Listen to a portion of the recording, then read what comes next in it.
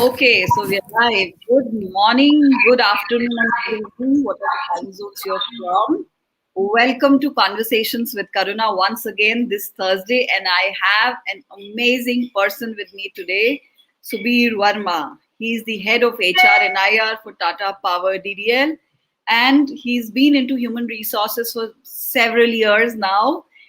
We are going to be talking a lot about powering human capital for business results, and it's going to be an amazing conversation. Subir has had an illustrious career, and he's known for not just strategic thinking but also strong execution as well. So, welcome, Subir, to the show. Thank you, Karuna, for having me and such a wonderful introduction. I don't know whether I deserve it or not, but thank you very much for having me. You absolutely deserve it. I know this because whatever when we talk about HR fraternity, you very much popular and very much known for the great work that you've been doing. So thank you so much. It's actually a pleasure to have you here, and we look forward to having an amazing conversation. So without spending a lot of time, let's just move into an amazing conversation. The first question that I have for you, Subir, is tell us a bit more about your life, your career, and your journey through your life. So, Karuna, thank you very much for having me on the show. I feel really privileged and honored to be sharing something about myself, and I'm sure if it can help the viewers and the listeners, those who are listening, I would be more than happy and privileged. So, about me, I hail from a very small place in Bihar, which is called Khogol. Khogol is about 10 kilometers from Patna, and it's a small town. It is popularly known for two things. One is for railways, and second is for army cantonment. So that's where my childhood started, and I studied in Patna till 12th. And after doing my 12th, I mean, at that point of time, we all had only two career options. One was engineering, and second was medicals. So medical, I was not interested in. So I went to Bhubaneswar to pursue my engineering. I passed out my electrical engineering from there. Very interesting story is that I mean, people who come from small town, they have small ambitions. They don't have large ambitions. So campus placement had started, and one campus company had come, and I was selected. So they had selected about 10, 12 students, and most of the students were from larger towns, metro cities. So their aspirations and their goals were much, much different than what I had. So I was very happy with the campus selection, and I was very happy with the salary which was offered. And the salary which was offered at that point of time was about 8,000 rupees. So I was delighted because I was getting about 1,000 rupees, 1,200 rupees from my parents when I was staying in hostel. But the students were quite disturbed that the salary is very low, and they were kind of shouting, and they were kind of demanding from the campus. From the company that the salary should be more, but I was very happy. I was very delighted. So that's how my journey started. Then I worked in various organizations. From there, I worked in IT company. I went on to work with some amazing company like Reliance, both Reliance Industries and Communications. Then I worked with Tata Communications, worked with Tata Power, and currently I am with Tata Power DDL.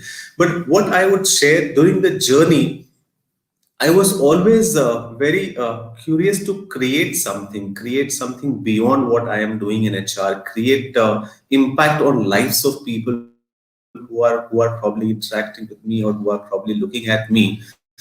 At that point of time, I also participated in Power of Idea contest, which was done by Economic Times, which was basically a startup idea.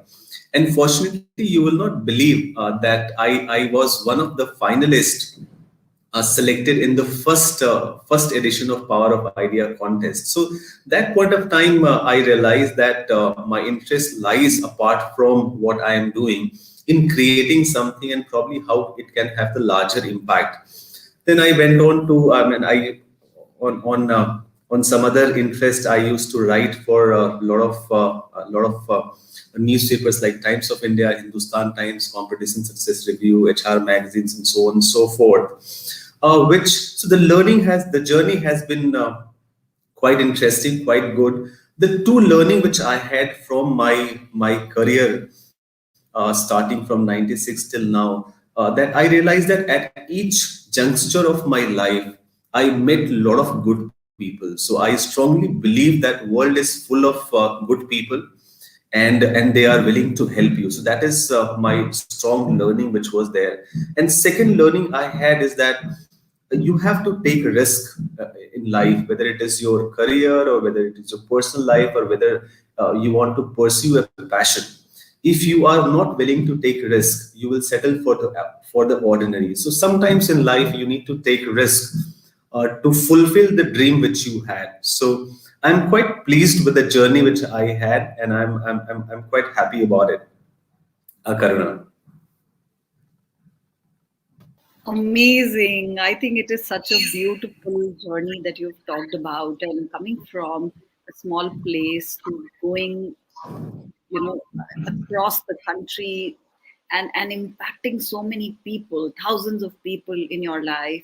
It's a beautiful journey, and thank you so much for being such an amazing person. And these two learnings that you talked about are so impactful. Whether it is about keeping an optimistic mindset about that the world is full of good people and you'll find help if you ask for it, and also risking, uh, even though it might be a calculated risk, but you need to take that, move out of your comfort zone and take that risk. It's such a beautiful thought, because if we keep sitting in our comfort zones, um, you'll only get what is there in that comfort zone. You will not even know what is outside that comfort zone. So thank you so much for bringing that thought up. And I think that brings me to a question that I have another question that I have for you. Um, you chose to do, pick up a profession and work in terms of creating, something for people, creating something where there is a lot of impact. So what is it that drives you? What are those values, that drive you to do that? So I strongly believe, you have various acronym which is there. Michael Porter has 4P. So similarly, in my life, I am a strong believer, and I feel that any person, whether it is an employee working in an organization or outside the organization, they work for 5P, which I call it as 5P. So 5 P's are purpose. People work for purpose. Or the second P is people work for pride. The third is people work for praise. The fourth is people work for people, and the final is people work for pasa. So these are the five. I am a strong believer, and which I keep on sharing with people, that anyone who work in an organization or outside, they work for these 5 P: purpose, pride, pasa, people, and praise. So these are the certain drivers which anybody has. For me, the driver has been the purpose of doing something. What is my larger purpose of working in an organization or anything which I am doing? If I am doing something outside the organization also, if I am pursue a hobby or a profession or some skill outside what I am doing, what is the purpose? What is the larger purpose of it? The purpose is not that I'm coming to office because I'm getting salary at the end of the month. That is true, but that cannot be the purpose. The purpose has to be the larger than what you are trying to do, what kind of milestone which you are trying to have, what is your goal in your career. So the purpose of every individual has to define his larger purpose in life, which drives that individual. So that is one thing which drives me. The second thing, and which is very very critical for me, is that what are we creating? Am I creating something which people will remember me for? So anyone who is working in an organization or outside, I think these are the two very very important things. That these are the two things which drives me, that what is my larger purpose of doing a particular thing, and the second is, am I creating something which people will remember me for? for after my stint probably is over. So, for example, if I'm working in a company, then have I created something which has larger impact on the people, which has larger impact on the business, which has larger impact on the society, which people will remember me after I have moved on or after I am no more there in the job. So purpose of doing something is the first thing which drives me, and second is, am I creating something which people will remember me for? So these are the two drivers personally I have, which keeps me awake in the night and which motivates me every day to come to office and do something.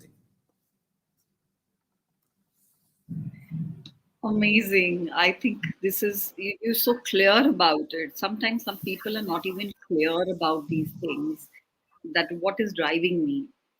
How that could one come to a, such a clarity that, okay, this is what drives me? What made you realize that this is what is driving you?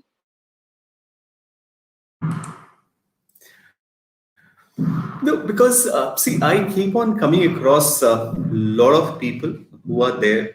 So unless we have the clarity what we want to do, it's very difficult. So it's like you are taking a journey. You want to go from A place to B place. Now to go from A place to B place, there may be many paths. You can go from this side, you can go from that side, but you have to make up your mind whether you want to enjoy the journey or you want to reach the destination faster.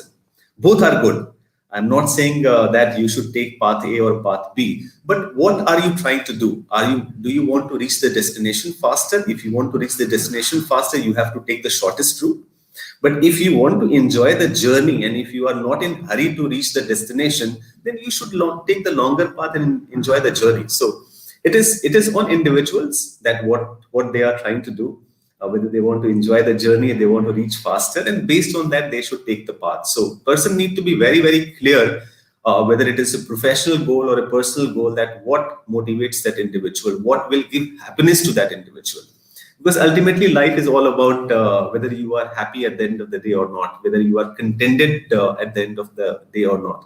Rest doesn't matter. So, one need to be very, very clear what drives that individual, and I'm very clear about it. Absolutely. And I think it helps us be focused towards what we want to achieve in life then, once we achieve clarity. But Subir, sometimes, when I coach people, there are questions that come specifically people who are in mid-level or junior level roles. Questions come that, we are not even clear. What do I want? So is there a way, maybe a unique skill set or a process, any methods that you could recommend which can help people to actually gain clarity of what they wish to do, specifically Yeah, of focus on course. practices? Yeah. So there are methods, for example, which I follow. Is that when I interact with a lot of professionals who are working in the organization or a lot of students, first thing is that what career you are choosing. Now, career choosing, we have chosen a career because my parents wanted me to be an engineer, or even though if I am not clear, I go to a college, and because of peer pressure, I choose a particular career. The third element could be what are the job options which are available. So, whatever job option comes, people get into that. For example, today there's a lot of buzzword about IT and startups. So, I have seen I interact with a lot of students, a lot of professionals who have a lot of glamour for startups. They join startups. And after 1 year, they realize that they have made a blunder. So I'm not saying working in startup or working in traditional company or working in new age company is good or bad. What I'm saying is that once you are choosing a career, that has to be based on certain criteria. Now, what could be those criteria? The criteria number one is that what is your qualification? What kind of qualification you have? Whether your qualification supports in future or not. The second is what are your attributes? For example, if if I am an introvert, then I have to choose certain careers where speaking more is not required, where interacting with clients is not required. So what are my personal attributes, whether I am an introvert or I am not an introvert? And personal attributes should be chosen not based on what I feel about myself. what people feel about me. So for example, if you see a family setup, if you're in a joint family or relationship, some relative will tell you that, okay, Subir is introvert or Karuna is extrovert. So those are input needs to be taken. So that is the third input. The fourth input is, what are the job options which are available? So that is also an important criteria. So for example, I can choose a particular a job option, but job is not there in the market. So and the fifth and very important is, what do you want to do in life? So these are five things should be there before choosing a career, which is there. And sixth and the final element, which I strongly recommend people, that if you are not clear yourself, ask people. Because many time when we start career, we are not very sure that what kind of career I should pursue, because I am not aware. I don't have that much clarity in life. I don't have that much awareness. I don't know what is doing well in market. So if I am not sure about these 4 5 things which I just recommended, I should reach out to people and ask who has been there and done it. It is a very wrong strategy that I experiment and fail. Rather, go and ask people who have taken your path and failed and committed that mistake, learn from their mistakes, and try not to repeat those mistakes. So I feel these are the 5 6 things which a person should definitely consider before choosing a career. Just to share with you an example, when I was working with Reliance Communication, I got a call from a large a UK based company. And they were looking for a CHRO for four five countries, and I was very excited because the boss was an Italian and the group HR head was a British national, and it was a CHRO role for 4 5 countries. The salary was double than what I was getting, and it was everything was excellent, everything was fantastic. And at that point of time, I thought that it is a godsend opportunity for me. If I want to leapfrog my career to the next level, it is a godsend opportunity for me, and I joined that organization. After joining that organization, obviously it was a small organization. It was funded by some people who were involved in a few of the scams, and at that point of time, telecom sector was going through a bad phase, and the company ran into trouble because of the funding issues, because of certain regulatory issues. And after 3 months, I realized that I did blunder of my life. So I committed that blunder because I did not consulted anyone. Had I had consulted someone who is expert in that domain, then probably I would not have taken that risk in my career. And I had that is the only stint in my whole professional career where I worked with one company for 6 months.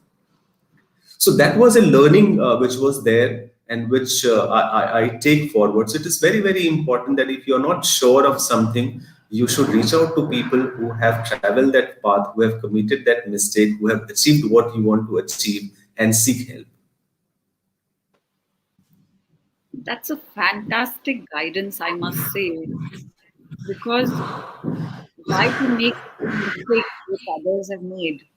We could just learn from their mistakes and actually move ahead and make, utilize our time and be smarter about it. So it's a smart move to make, I must say. So people who listening to this, I must say, these are just absolute gems that Subir is talking about. Please take them back and reflect on them, and this could really, really help you build up in your career. And seek out, reach out to the right set of people who have been there, done that, and be smart in utilizing the knowledge that is already available with some people.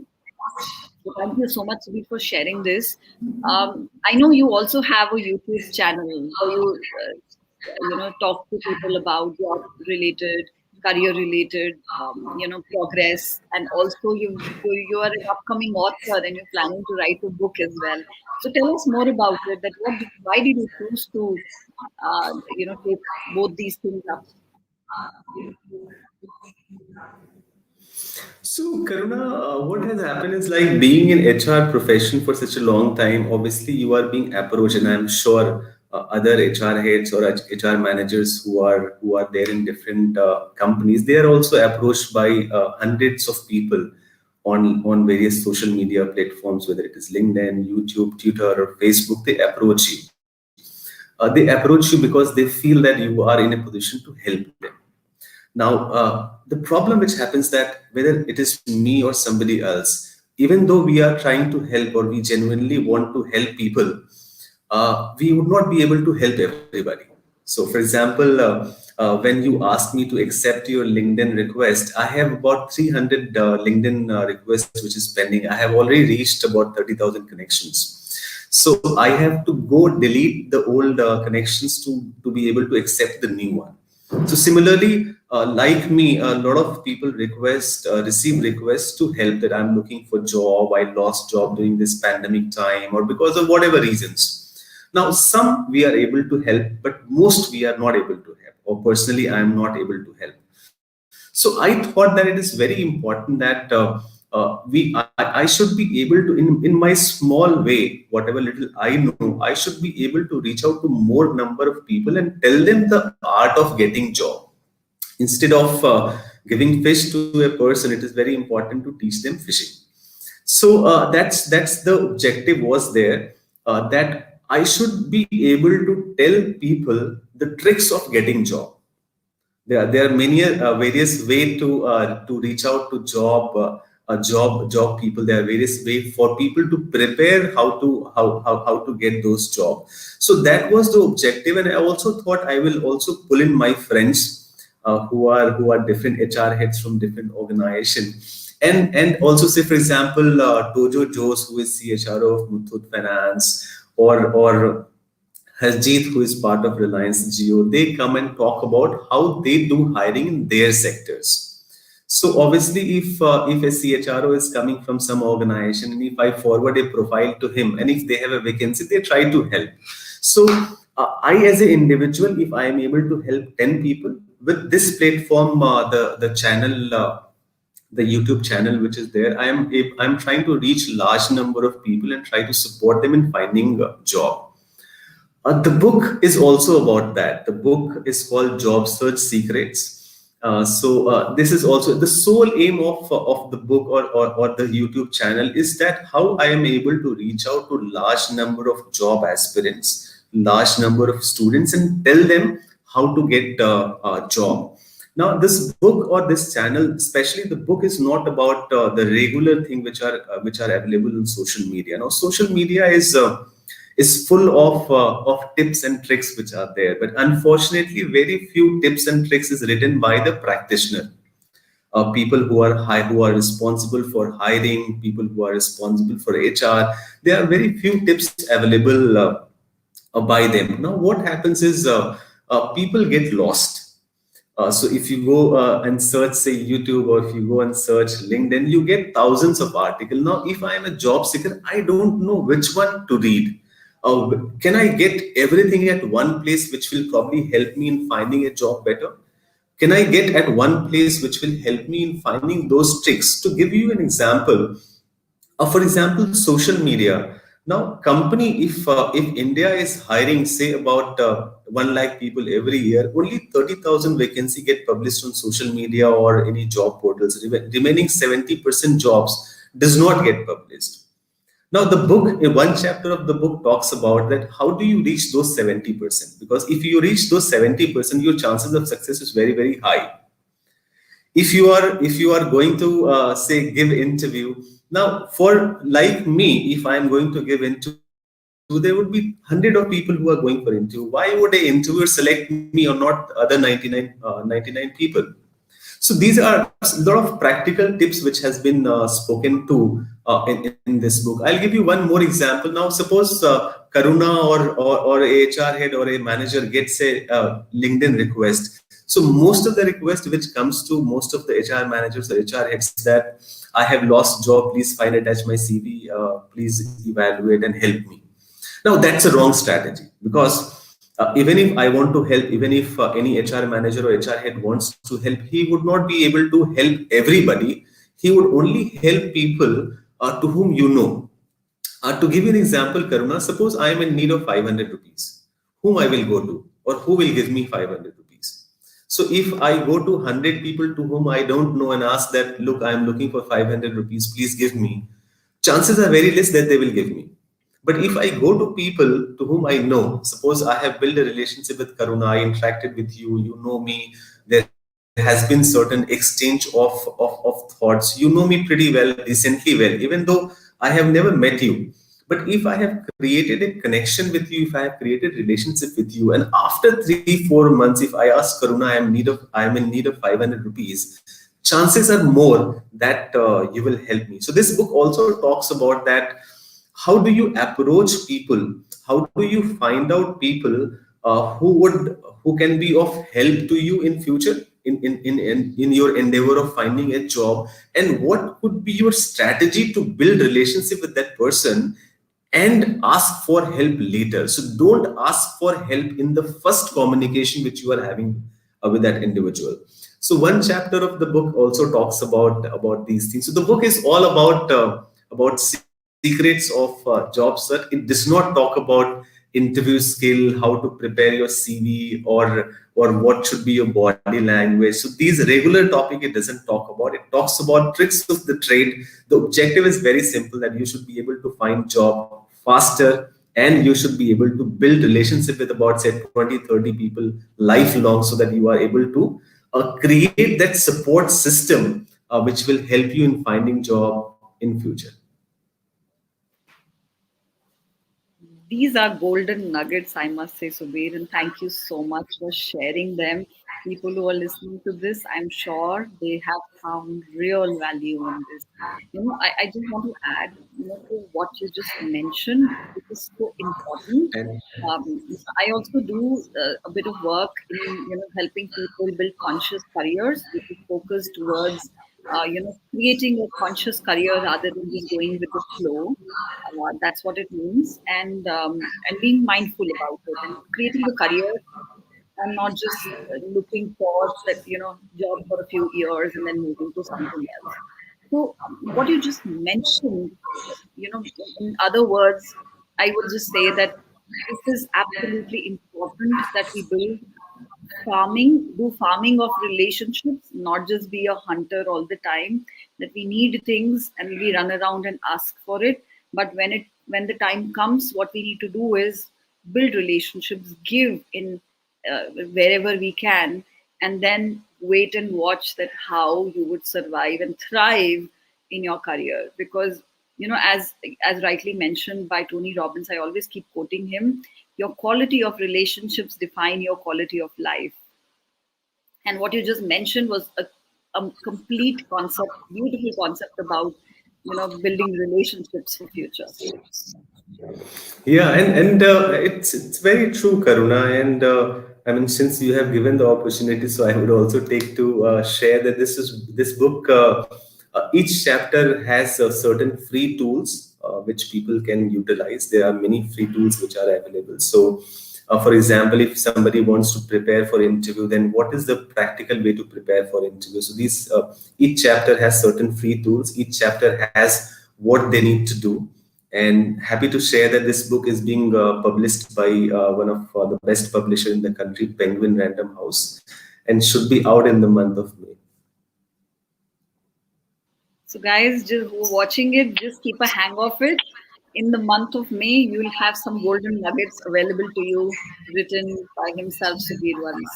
So, tell me the name of the YouTube channel also for our audience to know, so that they can follow you there. So the working title is Job Search Secrets: 12 steps to find your dream job. But this is a working title. The publisher may accept this title or would like to change the title. I'm not sure. But currently the title is Job Search Secrets. Sure. Would you like to tell us about the YouTube channel name also, so people can follow you there? Yeah, I don't want it to sound that marketing, but the channel name is CXO Tip with Subir Verma. That's the channel name, and it's not the channel is not about me. I try to be on the back end most of the time. You would hardly see me in the channel, but I try to try to interact with a lot of my friends who are heading HR in various organizations like Vinay, who is CHRO for Eastern Coalfield, Dojo Jones, who is CHRO for Muthoot Finance, then Manish Kotwani, who is CHRO for 5 Core. So many CHROs comes and they talk about, for example, because the audience, those who are there, they may not be they may not be looking for job in my industry. They may be looking for job in different industries. For example, somebody may be looking some MBA, may be looking job in finance sector, some engineers may be looking in data analytics or IT sector, some may be looking in telecom sector. So I speak to these individuals and try to get their perspective because they are domain expert. They are HR head for IT companies or they are HR head for finance companies. So they guide them. And a good thing, Karuna, is it's not only about guidance. It's not only about giving gyan. They also share the real vacancies which is there in their companies. So you would see that, for example, Muthoot, so they have shared about 20 vacancies which are there for which they are hiring. So anybody who is watching that individual or watching the channel, they can straight away go and apply in that organization. And since the words of wisdom are coming from CHR of that company, if they implement those points, the chances are more that they would be successful because it is coming from the HR head of that company where the vacancy is. Wow, that's an absolute interesting concept that you've come up with. So, guys, just go ahead and follow him on YouTube, and you'll find some amazing insights there as well. So, coming back to our conversation and majorly the topic where we're talking about powering human capital for business results.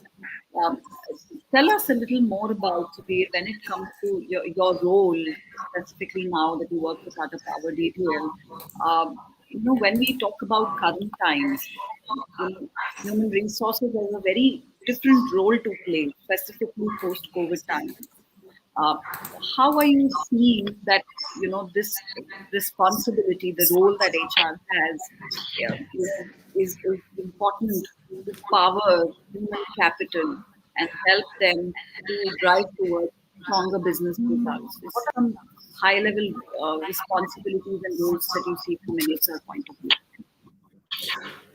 See, from HR, apart from the regular thing, what I have realized in this pandemic time that during this about 1 year time, it is very important to keep your people first.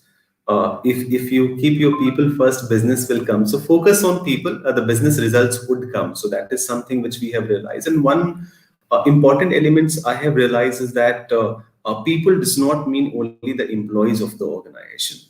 This pandemic time, we have realized that the family of the employees equally important. Uh, uh, like the employee of the organization. So we have focused heavily on, if we talk about, if we say take example of wellness. So we have focused quite heavily on the wellness of people. So during this pandemic time, we have done a lot of initiative where we involve the family members, the parents, the kids, the spouses, and involvement means they have to be a part of the any initiative which we are taking. For example, we did a web series with Ashish Vidyarthi called Muskurati Zindagi. Now, web series was not one way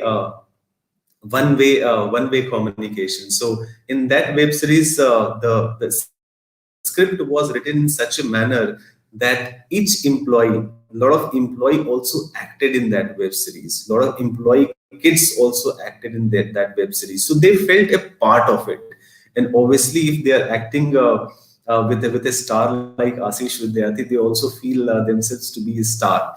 So that is something which we realize, that we not only have to take care of our employees, but we have to take care and work towards the engagement of the family members also. The second was wellness. Wellness in the sense, we used to take care of say physical wellness of people and mental wellness of people. But what I realize is that along with the physical mental wellness of people, we also have to take care of the digital wellness of people and the social wellness of people. For example, a lot of people were feeling alone A lot of people were feeling anxiety. A lot of people were feeling that they are disconnected because they were not able to come to office. So we did a lot of initiative for the social, digital, mental, physical, and digital wellness of people. Now, what I mean by digital wellness, because you would see that people want to work. Anybody who is working in an organization, they want to give their best to the company. Now, since they were away at home, their contribution or their passion to work has increased because they were feeling a sense of responsibility that they are working at home, and in that process, just to show their more loyalty, just to show that they are more devoted to the work, they used to start morning 9 o'clock and they used to work late in the evening also. Now, 1 or 2 days working till 9 o'clock or 10 o'clock is okay, but this cannot continue. So we launched a lot of initiative where we give confidence to people that it's okay if you are not able to come to office. It's okay if you are not able to see your manager physically. We trust you. Don't worry. You do whatever you can do, but don't have to slog so late in the evening, so that just to show that you are doing more. So you will not believe that during this time the productivity of our people improved. Another thing which we did quite unique was that apart from doing many initiatives, we used to do weekly survey with our people, where we used to ask them that how are you feeling, and do you need any kind of support, just to give them the comfort that the company is with you and you don't have to worry about that. And third and most important was the security of job to people, secure financial security to people. So apart from people who are working on permanent roles of the company, we have, or every company have, large number of contractual workforce. Now, during this pandemic time, you may have seen the newspaper was full of furlough or termination of the employee. People are demobilizing employee, but in our organization, we have not even touched any employee. Rather, even to the contract worker, we have given them the full job security, full financial security, and everybody was paid full salary, even if they have not come to office. Because bad times do come, bad times will come for any organization, but how the organization respond to their employees during that bad times will determine that how employee respond back to the company in their good times. And I think it showcases the strength and the resilience of the organization also. So, absolutely loved the thought process that you have. And as a leader, I think that created a lot of value for you, for the organization, and that connection between the employee and the employer because of the stand that you take to. So I have a question from DK Bakshi for you. He's mentioned, the question is, how does Subir see the difference between the Indian HR leadership and Western HR leadership, especially in the present era, as well as, what is the futuristic view that you have on this? So it's a very good question. I think Mr. Bakshi himself is a quite experienced and stalwart in his own field, but it's a very relevant question. I'll give you an example. See, leadership, the fundamental to have leadership is to have followers. So you can only have leadership if you have a followers. And I take a couple of sessions, which is called everyday leadership. Which means that leadership is not you have to talk big things, that you have to do this or you have to do that. The smallest of the gesture which we create or which we interact with employees creates the deepest impact.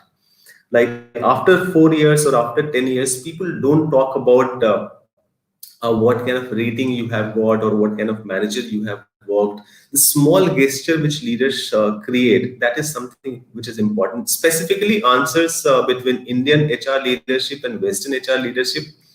I keep on interacting with a lot of people. In fact, yesterday I was talking to one of my friend who works in Google. So, Apple. So the difference is that most of the Indian HR leadership team, and I'm just it's wrong on my part to generalize this, but we are not very innovative.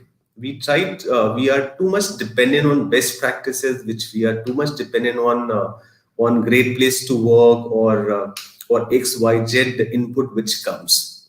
I think important, and the Western world I have seen, and whenever I've interacted with them, they work a lot on the original thing. What will work for my employees? What drives my employees more? Uh, Motivational needs for every individual is different. So what the HR initiative or the HR leadership what may have motivated in US, UK, or any other parts of the world may not be very true for us. To give you an example, in Western world, you can have processes, you can have those systems that works. In India, it doesn't work. India, you have to have emotional leadership. You need to connect with your employees. You cannot have say system or processes or XYZ and you will be able to motivate people. No, it doesn't work that way. In India, you have to touch the employee's heart. Have you kept your hand on the shoulder of your employee? This creates more connect, more motivation than any of the processes are in our system. So these are few things which I feel which is there. Western worlds are doing much better, but during this pandemic time, I would say that the Indian HR leadership especially have shown the way, because most of the leaders were dependent on HR to show the way, because they were able to connect with the employee, they were able to stand this time. And I would say that people who used to talk about HR, or whether HR's existence or not, HR is leaving its worth or not, those discussions have stopped. So I feel that during this pandemic time, the whole HR fraternity or HR leadership team, especially in India, has come up a long way, and they have proved that HR is an integral and important part of any corporate.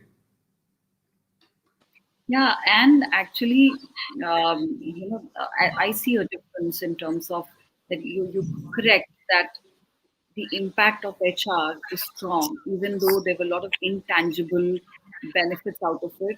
But today, because of the COVID situation, the role of HR has become stronger and stronger as a business partner and not just an enabling function. So that is a shift we are seeing very clearly happening in any corporate space.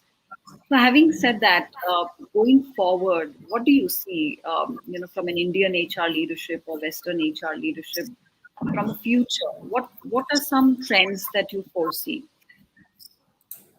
So one trend which is very critical is that the data. So currently in India, I mean, we are focused too much on what needs to be done. So one is the digital adoption is extremely important. If you see in HR or whichever way, the adoption of digital tools are very limited in our country. So that is something which I see that is very important. The second is having the continuity plan, say for about business continuity plan, whether it is from HR perspective or non-HR perspective. That's something which will be given more importance both in India and outside India also. So these two things. The third element would be the disruptive leadership. Break the glass ceiling of what you think. What have worked in past probably would not work in future. So we will have to probably see the situation and then define what should be the HR strategy, on what are the different view which will work on that. The fourth thing which I feel that we need to be very adaptive, in the sense that models or tools, the dependency on these models and tools are going to be different. The fourth is there are certain things which Western world has done quite well in terms of, if I talk about say talent acquisition, then the adoption of gig workforce, the adoption of people who are educated but not in the employment system, the contractual workforce, the temporary workforce. These are certain workforces which will come in Indian scenario also, which is good because it will provide a lot of opportunity to these people. So from talent perspective in the company, that would be good. The fifth one is extremely important, is about how do you plan your talent successions. How do you build your talent for future? And talent for future, when I say, I don't mean that just having some matrices that who would be successing XYZ leaders, but how do you create leaders who would be able to manage future? How do you create leaders who would be able to manage uncertainty? How would you create leaders who would be able to help you achieve business goal which is not seen?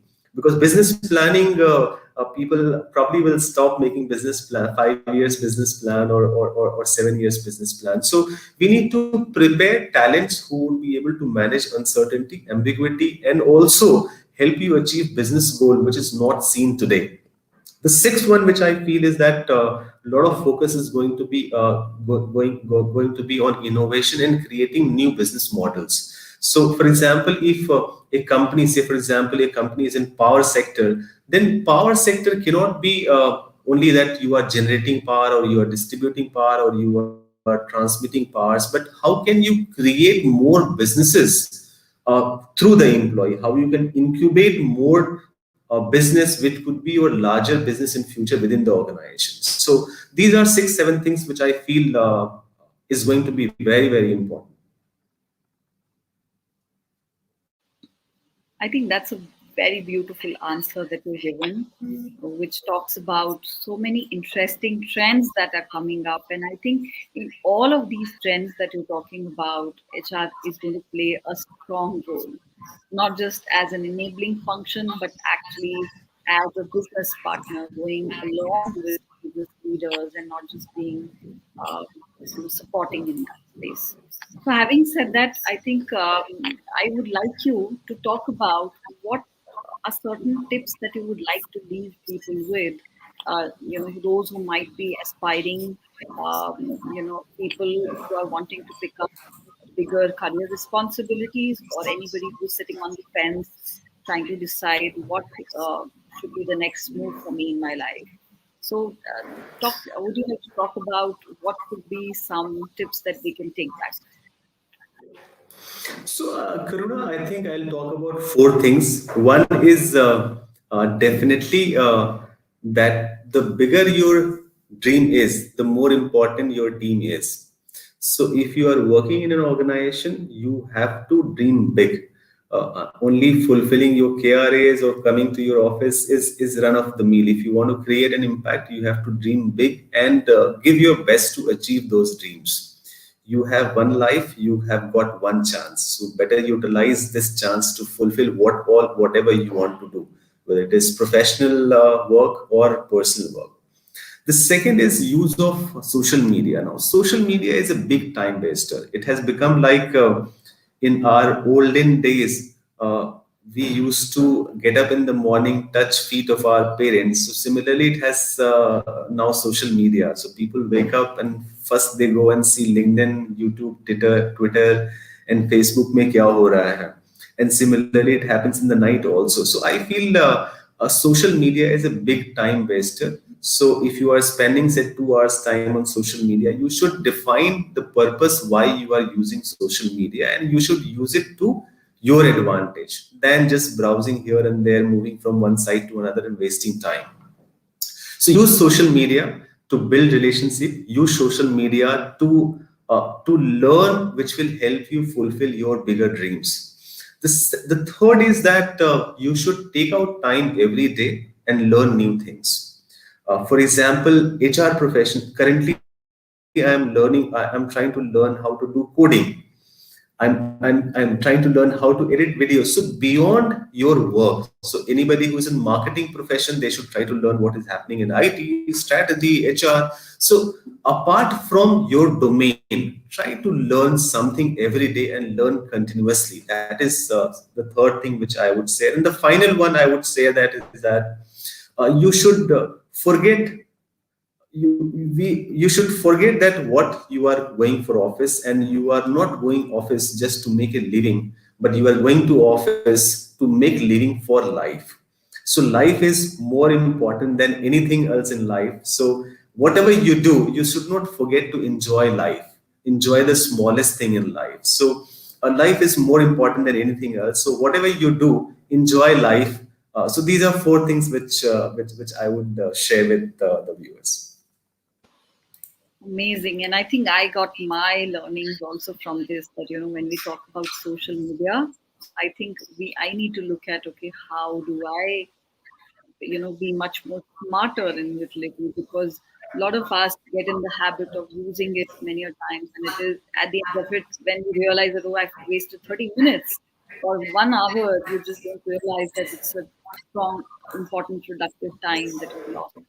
For me, that has been a learning that I'm taking back from this conversation today. So before we end, I would like to get a feedback from you. We run this conversation to Karuna as a channel, as a talk show, a live session where we help people to build a career in life that they love. We bring in, people, successful people like you who could share vision. I would love to get a feedback from you on and would love to know more about how we could make it better. Thank you very much, Karuna, for having me. You are doing wonderful job. I'm sure with the discussion which we had, and I'm sure the discussion which you are having with other experts, the viewer will have a lot of takeaway. I always believe that more than the learning of a book, you can learn from the experiences of other people because they have lived their life, they have committed the mistakes which the others would not like to do that. So experience cannot be replaced by anything else. So, and I have learned a lot from the experiences of other people. You are doing an amazing job by sharing these insights with viewers. I'm sure. Keep up the good work, Karuna. I'm sure I was able to add some value to you and to the people who are listening to us. Thank you. Absolutely, you were able to add a lot of value, and those who were listening to us, I think, found strong golden nuggets that they're going to take back and that can change their lives as well. So, thank you so much, Subir, for being on the show. It was such an amazing time that we had. I loved the conversation that we had. And thank you, people who are watching it, listening to it, and those who might see it later. Thank you so much. Do leave your comments and questions if you have. We'll get them answered as well. And we are going to be back with another amazing personality next week. So keep watching. And thank you so much for being here. Bye bye for now. Thank you. Thank you, Karuna. Thank you, everyone. Bye bye. All the best.